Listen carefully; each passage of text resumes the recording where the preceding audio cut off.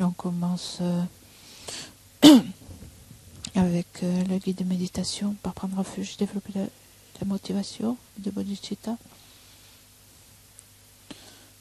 Donc visualiser tous les Bouddhas Bodhisattvas dans l'espace en face de nous. Nous prenons refuge jusqu'à l'éveil. Je prends refuge dans le Bouddha, le Dharma et la communauté suprême, la Sangha. Jusqu'à l'éveil, je prends refuge dans le Bouddha, le Dharma et la communauté suprême, la Sangha. Jusqu'à l'éveil, je prends refuge dans le Bouddha, le Dharma et la communauté suprême, la Sangha.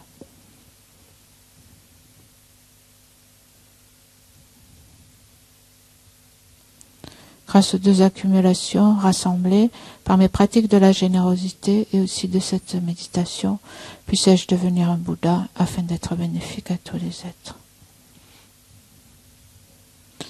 Grâce aux deux accumulations rassemblées par mes pratiques de la générosité et aussi de cette méditation, puissais-je devenir un Bouddha afin d'être bénéfique à tous les êtres. Grâce aux deux accumulations rassemblées par mes pratiques de la générosité et de cette méditation, puissais-je devenir un Bouddha afin d'être bénéfique à tous les êtres.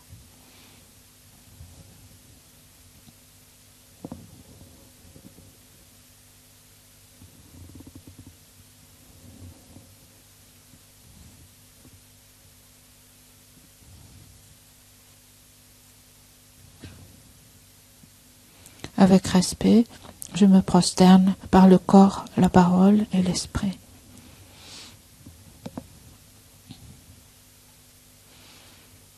Je présente des myriades de toutes sortes d'offrandes réelles et imaginées.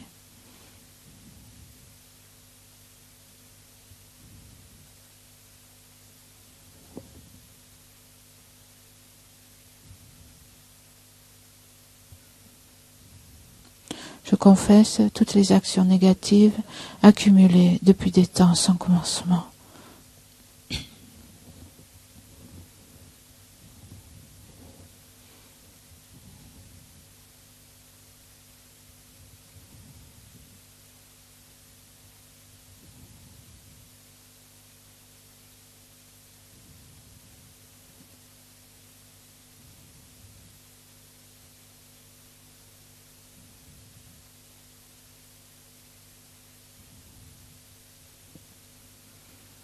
Et je me réjouis des mérites de tous les êtres saints et ordinaires.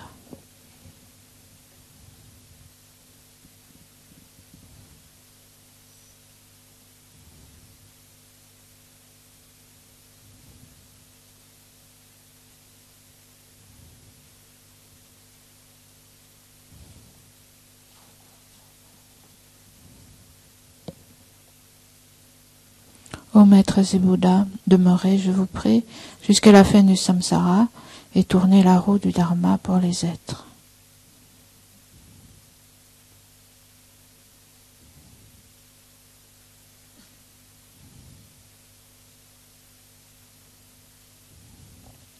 Mes propres mérites et ceux de tous les autres, je les dédie à l'éveil suprême.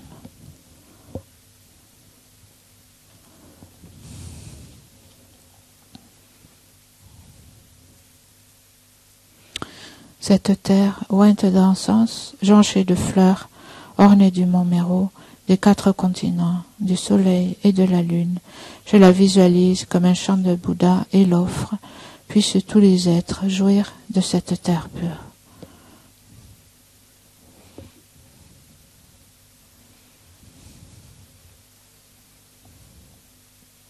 Je prends refuge et me prosterne devant le Maître et les 3 joyaux précieux. Veuillez, je vous prie, bénir mon esprit. Je vous fais la requête de pacifier immédiatement toutes les conceptions erronées, de la dévotion incorrecte envers le Maître jusqu'à la vue dualiste dans mon esprit et dans celui de tous les êtres mémères. Je vous fais la requête de susciter dans mon esprit et celui de tous les êtres mémères toutes les réalisations correctes, de la dévotion au Maître jusqu'à l'éveil. Je vous fais la requête de pacifier tous les obstacles intérieurs et extérieurs qui entravent le développement de l'intégralité de la voie graduée vers l'éveil dans mon esprit et celui de tous les êtres mémères.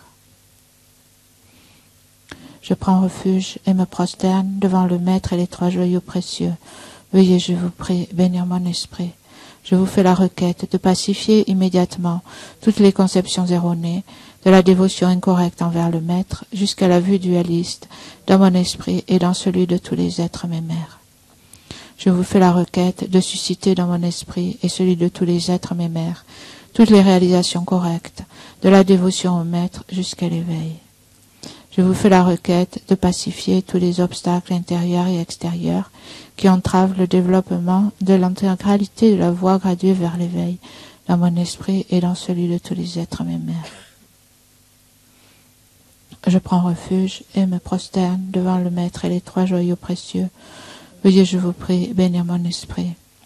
Je vous fais la requête de pacifier immédiatement toutes les conceptions erronées, de la dévotion incorrecte envers le Maître jusqu'à la vue dualiste, dans mon esprit et dans celui de tous les êtres mémères.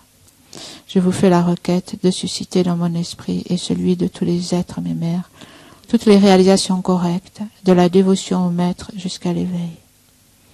Je vous fais la requête de pacifier tous les obstacles intérieurs et extérieurs qui entravent le développement de l'intégralité de la voie graduée vers l'éveil, dans mon esprit et dans celui de tous les êtres mémères.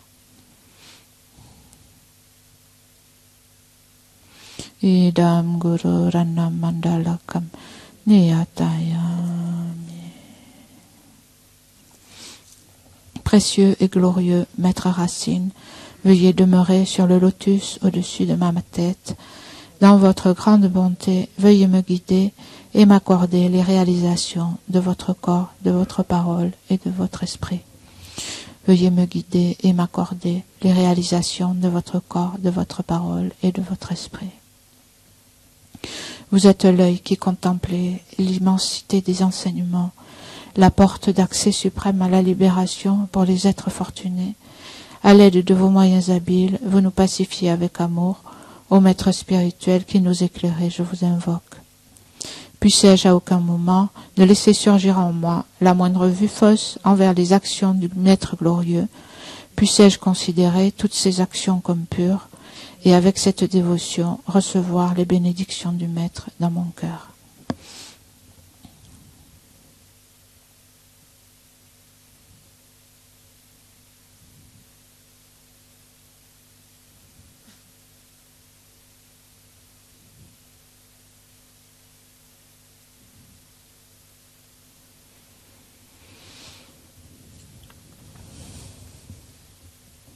Donc ce guide de méditation, c'est celui que l'on utilise.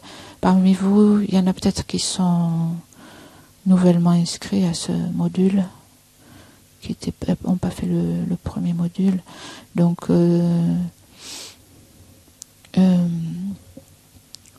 pour les étudiants qui sont inscrits au PEBA, donc à ce module, il y a un engagement de faire la méditation quotidienne. Et donc, on utilise, si vous avez le temps, c'est bien d'utiliser ce guide quand vous avez le temps. Si vous n'avez pas le temps, vous pouvez faire aussi plus simple. Donc, évidemment, prenez refuge et développer la motivation de Bodhicitta. Puis faire votre méditation. Si vous avez le temps, c'est bien. Donc, vous avez ce guide.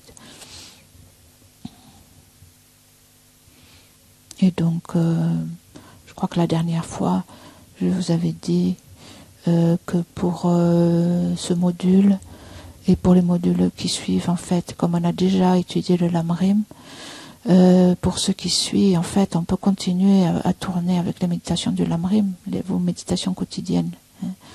La Mazopa Rinpoche insiste beaucoup en disant l'essentiel, c'est le Lamrim.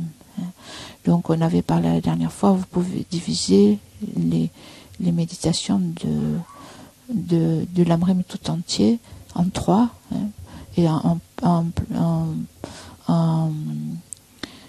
planifiant donc de couvrir tout le Lamrim pendant l'année par exemple, en 12 mois. Mais donc ça c'est bien de faire ça, mais aussi quand vous étudiez par exemple comme le Lamrim, le Lorik ici, on peut faire aussi une méditation sur ce que vous apprenez, sur le Lorik. Donc dans les méditations, on entend parler la plupart du temps la méditation analytique, la méditation sur le lamrim, ce sont des méditations analytiques. Et donc, on allie la méditation analytique et la méditation de placement. Et il y a aussi la méditation, un autre type de méditation, qui est en fait une méditation où on fait juste s'élever le sujet brièvement à l'esprit. On pourrait dire c'est cette méditation consiste à passer en revue ou juste à balayer une série de sujets. C'est juste une revue, donc qui peut être assez rapide. Donc Pabanga Rinpoche explique que cette méditation de revue peut être en fait juste de se souvenir de ce que l'on étudie. Donc idéalement, de façon idéale, on peut mémoriser les points importants de l'enseignement, comme quelle est la nature des étapes de la voie, ou quelle est la nature de ce qu'on étudie, on pourrait dire la définition. Et quel est l'ordre, quel est le nombre, par exemple, quelle est la définition, quelles sont les divisions. Et donc si on a ça, on garde ça à l'esprit, on peut se remémorer ces points, et de cette façon on fait donc la méditation de balayer le sujet, qui consiste donc à balayer ou à passer en revue le sujet qu'on étudie. Et donc cela peut nous aider à approfondir, à stabiliser notre connaissance, donc par exemple avec le lorique.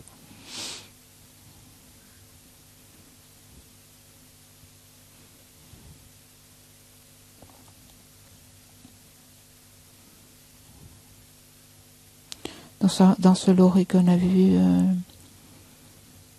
deux types de perceptions avérées. Donc les deux types de perceptions avérées, c'est quoi une perception avérée? C'est une perception, c'est un type d'esprit. Nouvelle et infaillible. Donc on peut passer en revue les différents termes. Et donc essayer de poser l'esprit dessus et de comprendre à quoi ça correspond. Donc pour approfondir et stabiliser notre compréhension. Donc c'est une perception, un type d'esprit nouvelle, c'est le premier moment.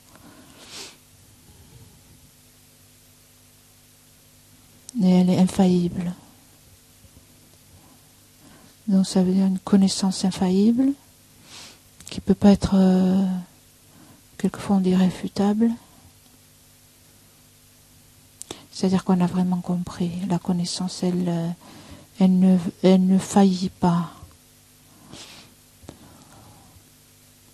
Elle est stabilisée. Ça veut dire qu'on a vraiment compris. Ça veut dire qu'on a éliminé, dans certains textes on dit les surimpositions, c'est-à-dire les idées fausses qu'on a sur ce sujet. Par exemple, l'impermanence. Si notre connaissance est infaillible, on a éliminé les idées fausses qu'on a qui nous empêchent d'arriver à cette connaissance. Et donc elle devient infaillible.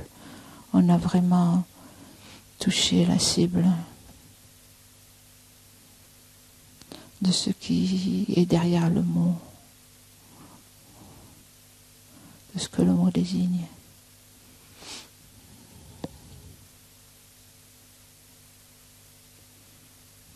Donc cette perception initiale avérée,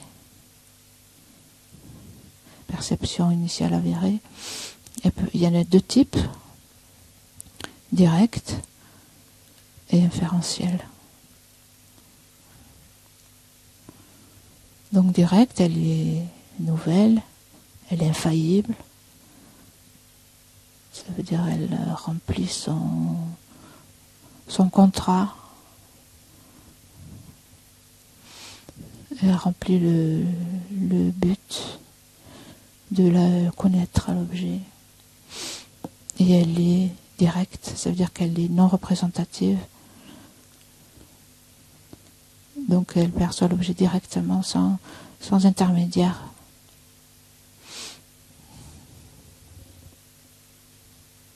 On a parlé de perception directe, comme voir la fleur,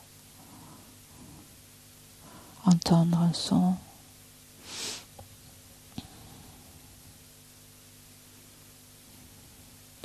Direct et donc conceptuel, représentatif ou conceptuel.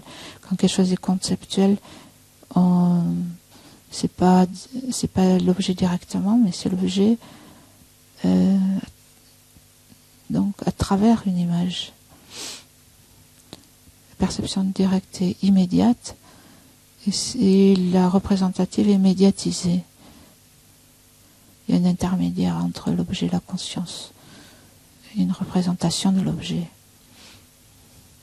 Par exemple, vous voyez la fleur dans votre esprit, c'est pas la fleur elle-même, mais une certaine connaissance. Donc une conception avérée peut être directe.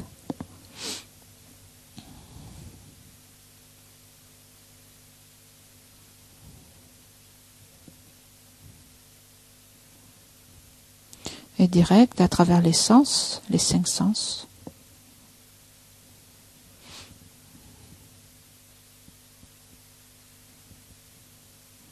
Donc on peut connaître directement, de façon infaillible, par ce qu'on voit, un objet de l'œil, de la vision, un objet qu'on entend, un objet que je sens, un objet que je goûte, un objet que je touche, et directement aussi par la conscience mentale. Donc il y a une différence entre les consciences sensorielles et mentales.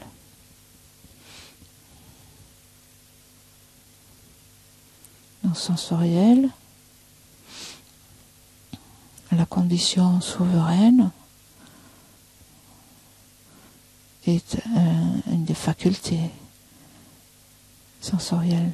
On peut dire organe aussi, une faculté physique. Une perception mentale. Donc la condition souveraine, c'est pas un organe physique, mais c'est l'organe mental, qui n'est pas physique. Qui est en fait dans ce cas-là la conscience précédente, le moment de conscience précédente. Donc on pourrait dire purement mental. Donc on peut avoir une conscience avérée, mentale.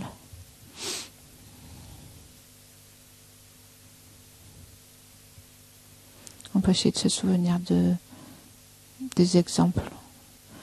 Illustration, comme on voit dans l'enseignement, illustration de cette conscience avérée mentale, non pas à travers des facultés sensorielles, mais juste l'esprit direct. Illustration, ça veut dire exemple, qui ont été donnés dans l'enseignement.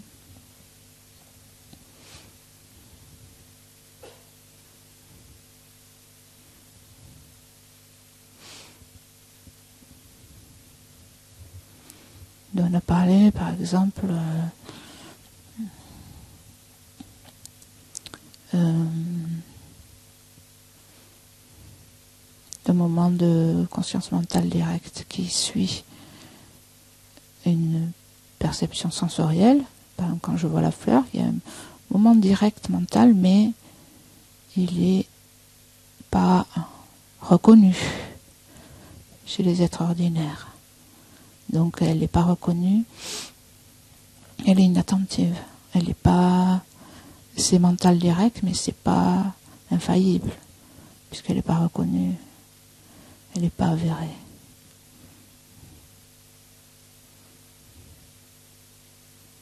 De la même façon, on vient de parler ce matin, une perception mentale directe, par exemple certaines perceptions dans le rêve. Donc on peut dire que c'est mental, c'est direct. Mais est-ce qu'elle est infaillible? Elle est fausse. Donc elle n'est pas avérée. Elle n'est pas avérée. Donc perception avérée, directe et inférentielle. Donc la deuxième division, inférentielle. On vient de passer en revue les directs. Donc c'est bien, quand on étudie le bouddhisme, on voit toutes ces divisions, elles servent à quelque chose.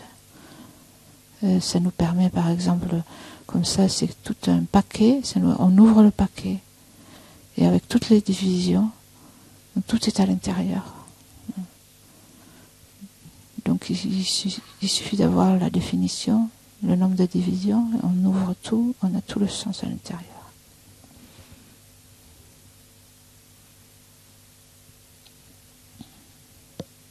Donc perception initiale avérée.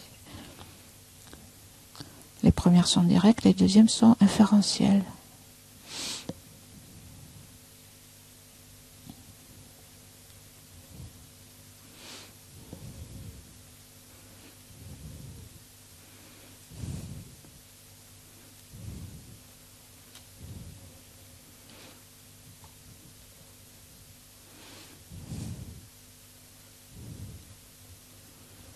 Donc c'est une perception initiale,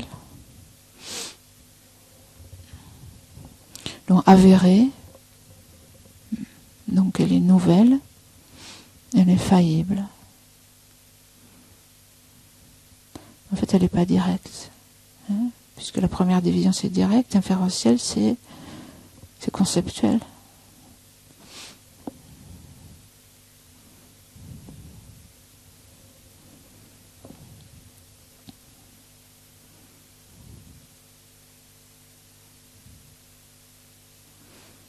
Donc elle est initiale. Dans la définition, elle s'élève directement en dépendance de son fondement, une raison valide. Elle conçoit de manière infaillible son objet. Donc elle connaît, c'est une connaissance valide.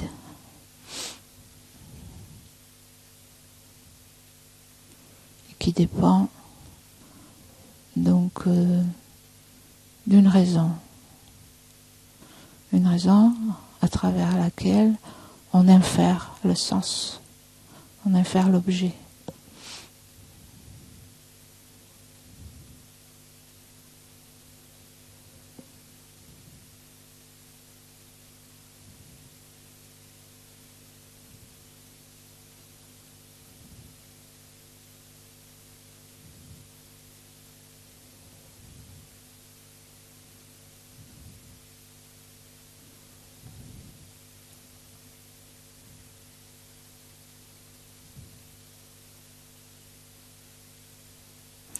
Et dans cette raison, en fait,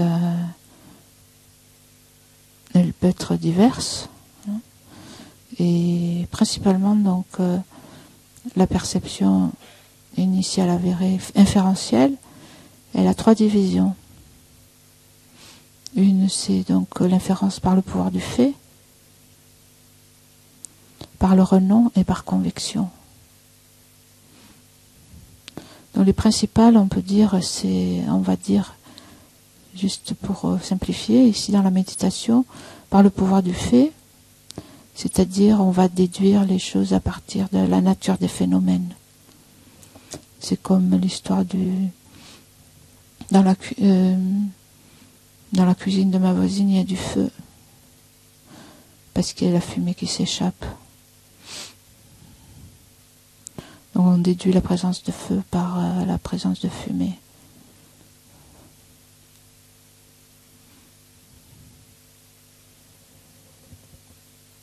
Ou alors la fleur est impermanente parce que c'est un produit.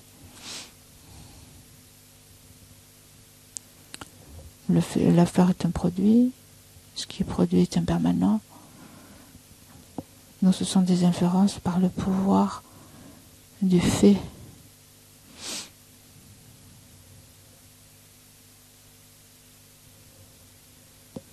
C'est-à-dire on s'appuie, le fondement, la raison valide, vient de la nature des phénomènes.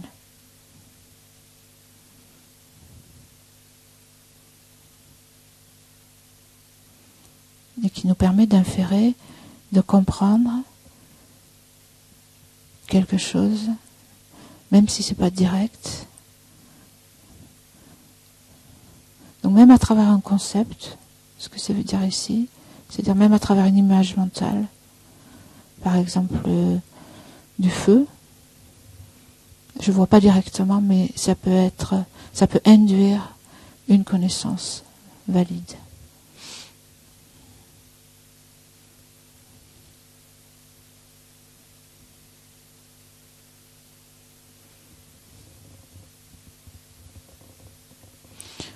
Ça va être le cas aussi, par exemple, d'utiliser l'inférence. On utilise l'inférence en général pour des phénomènes cachés et très cachés. La raison pour laquelle il y a différents types de conscience avérée, c'est parce qu'il y a des phénomènes différents. Il y a des phénomènes manifestes auxquels on accède par une perception directe.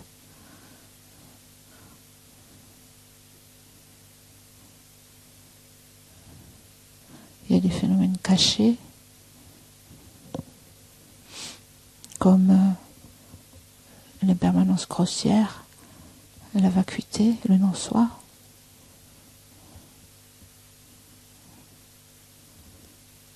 Donc l'utilité de cette inférence, de l'inférence, par le pouvoir du fait,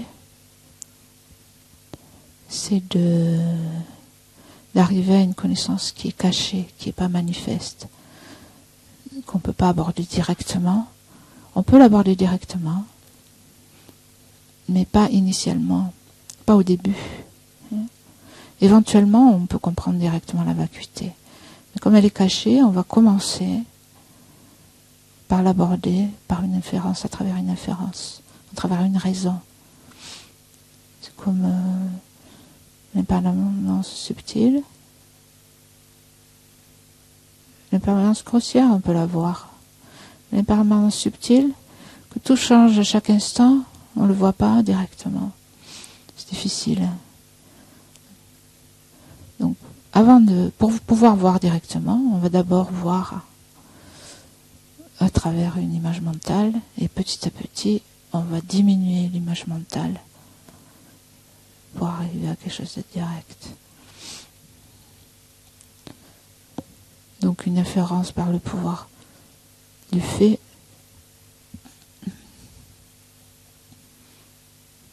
nous permet d'aborder les phénomènes cachés. Et ensuite, il y a les phénomènes extrêmement cachés, qu'on ne peut pas comprendre par une inférence. On peut comprendre par une inférence. En fait, c'est un autre type d'inférence. C'est pas une inférence par le pouvoir du fait, c'est une inférence, le troisième type, donc. Une inférence par conviction.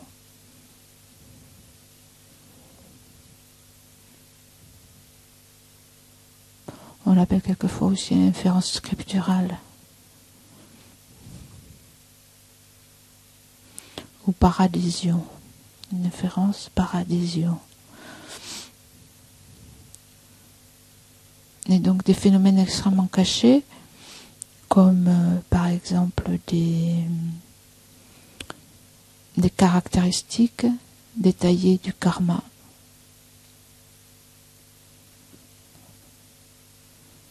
Pour arriver à réaliser que par exemple du don, si je pratique le don dans cette vie de la générosité à la richesse.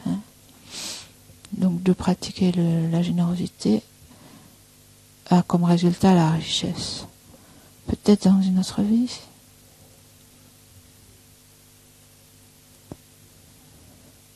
Donc pour comprendre, c'est quelque chose d'extrêmement caché. C'est plus caché que la vacuité, plus caché que l'impermanence subtile. Et donc, je vais pouvoir y arriver par une inférence, par adhésion, en utilisant des citations, des écritures, des passages des écritures qui correspondent à certains critères. C'est-à-dire qu'on va accorder du crédit à ce que quelqu'un d'autre a dit pour accéder à une certaine connaissance. Mais on va pas apporter du crédit à n'importe quoi, n'importe qui. Sinon, on risque d'arriver à une connaissance, à des perceptions fausses complètement. Donc, ces passages des Écritures sur lesquels on s'appuie doivent être dénués de 3 contradictions. Donc ça, on le verra plus tard, peut-être dans le groupe de discussion.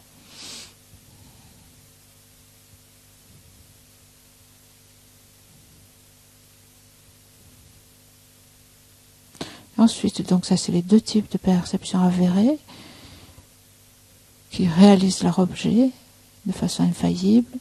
Et il y a les 5 qui ne sont pas avérées. Donc il y a les perceptions consécutives qui sont en fait juste les seconds moments, le deuxième moment et les autres d'une perception avérée. La perception avérée étant le premier moment. Encore que ça dépend des écoles. Mais dans le cadre donc de l'école de Sotantrika sur laquelle on s'appuie ici, le premier moment, deuxième moment, troisième moment, etc., il s'agit d'une perception consécutive ou subséquente. Ensuite, on a parlé des suppositions correctes, des perceptions qui sont précaires. Suppositions correctes. C'est correct. Donc ça concorde avec le fait. Donc ça concorde avec la vérité. Mais ça n'est qu'une supposition. Pour passer à l'inférence, pour que ça devienne une inférence, il va falloir appliquer la raison.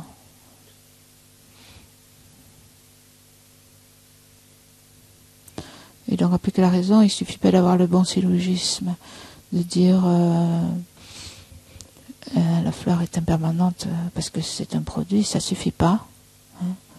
Il faut appliquer la raison à l'esprit. Il ne suffit pas de répéter ou de connaître le syllogisme, il faut l'appliquer à l'esprit. Il faut savoir ce que c'est un produit, il faut savoir que un produit est nécessairement impermanent. Et de cette façon, on développe une inférence qui est avérée.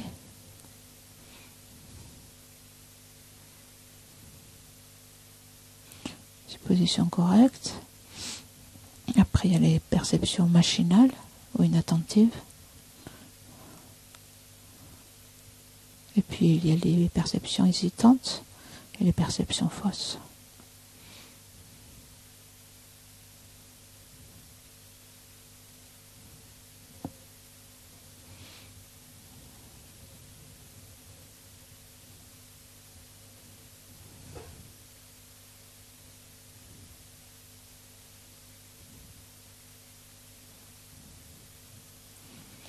Et donc ça c'est juste un exemple de méditation. Si vous voulez le faire chez vous par exemple, vous pourriez suivre le même schéma donc des 7 types de perception divisions en 7,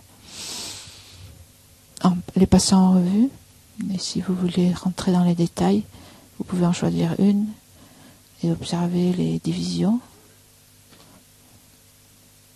Et donc passer en revue les divisions et ce qui se rattache à chacune d'entre elles.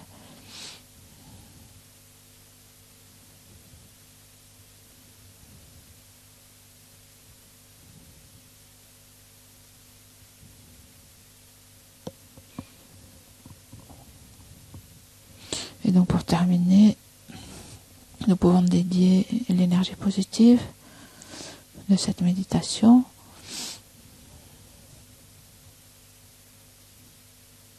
dans toute l'étude, la réflexion, la méditation que l'on met pour essayer de comprendre l'esprit, comment il fonctionne, de quelle façon il s'engage dans différents types d'objets, pour voir aussi qu'est-ce qui peut être libérateur, qu'est-ce qui ne fait que nous maintenir dans la souffrance.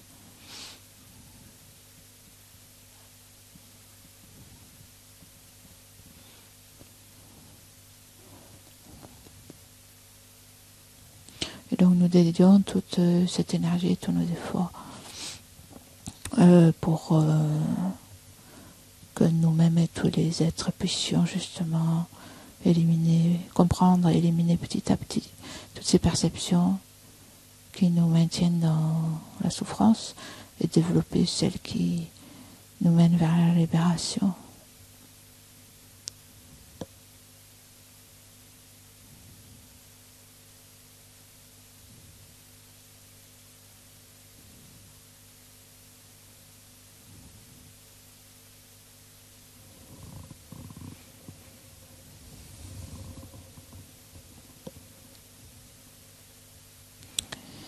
Et puisqu'on est là et qu'on va les manger, on peut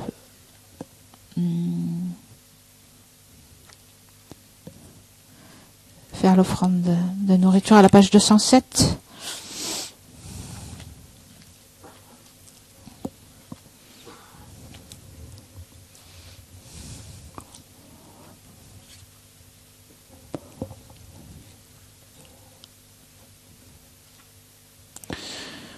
Om Aho, Om Aho, Om Aho.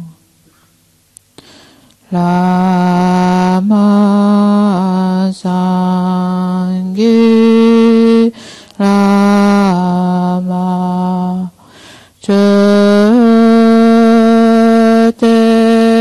Shin Lama Gedente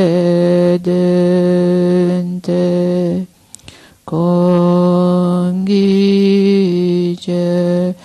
Olama Telama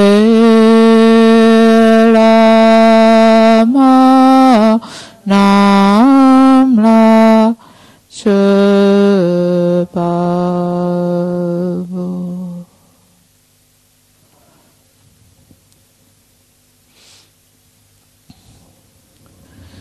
Merci.